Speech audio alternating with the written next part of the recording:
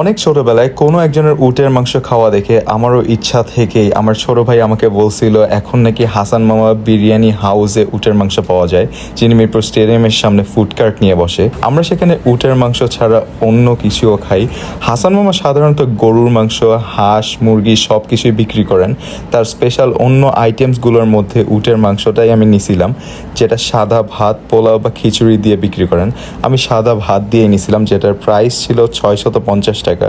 আর তার সাথে সালাদ হিসাবে টমেটো আর মরিচ আর কিছু পেঁয়াজ দিছিল। আমার ছোট ভাই সম্ভবত নিছিল খিচুড়ির সাথে বিফ, কিন্তু আমার আম্মা নিছিল হান্ডি বিফ দিয়ে খিচুড়ি, যেটার দাম আমার ছোট ভাইয়েরটার মতোই 200 টাকা ছিল। সত্যি বলতে উটের মাংস দিয়ে পোলাও আমার কাছে খুব একটা আহামরি স্বাদ লাগে নাই। আমার কাছে মনে হয়েছিল অল্প সিদ্ধ করা বিফ যেরকম হয় সেরকম স্বাদেরই ছিল কিছুটা। কিন্তু আমার ছোট ভাইয়ের কাছে হান্ডি খিচুড়ি নাকি অনেক ভালো লাগছে, আমার আম্মার কাছে যেমন লাগছে সেরকমই। আমার ছোট ভাইয়ের জিজ্ঞেস করছিলাম যে তোর কাছে খাবারটা কেমন লাগছে, ও বললো যে ও টিকটকার।